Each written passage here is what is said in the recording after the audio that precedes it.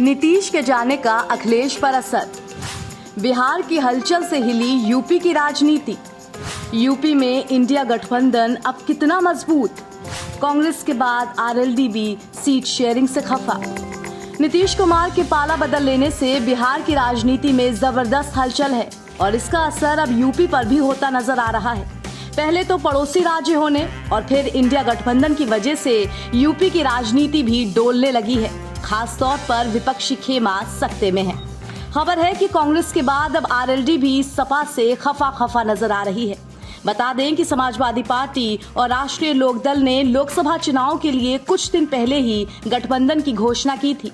रालोद की ओर से बताया गया था कि पश्चिम उत्तर प्रदेश में 7 सीटों पर चुनाव लड़ेगी, लेकिन अब खबर है कि जयंत चौधरी के नेतृत्व वाली पार्टी ने अपने लिए और ज्यादा सीटों की डिमांड रखी है। आरएलडी की ओर से अपने लिए 2 और सीटों की मांग की गई है। जी हां, मीडिया रिपोर्ट्स के मुताबिक रालोद ने 2 और सीटें मांगी हैं। सपा और राष्ट्रीय लोकदल के बीच अभी 7 सीटों पर समझौता हुआ है, यानी पार्टी ने कुल 9 सीटों पर दावेदारी कर दी है। हालांकि रालोद इस बात पर राजी है कि सपा अपने प्रत्याशी को उनके सिंबल पर चुनाव लड़ा सकती है। 2018 के उपचुनाव में भी ऐसा हो चुका है। लोकसभा चुनाव के लिए सपा प्रमुख अखिलेश यादव और जयंत चौधरी के बीच बैठक हुई थी। इसमें पश्चिम उत्तर प्रदेश की 7 सीटें राष्ट्रीय लोकदल को दी गई थी। दोनों ने इसको लेकर एक्स पर पोस्ट कर जानकारी भी दी थी। सपा और रालोद के बीच जिन 7 सीटों पर सहमति बनी थी उनमें मेरठ, कैराना, मुजफ्फरनगर, बागपत, मथुरा और हाथरस प्रमुख थी। बिजनौर और अमरोहा में से एक सीट रालोद को मिल सकती है।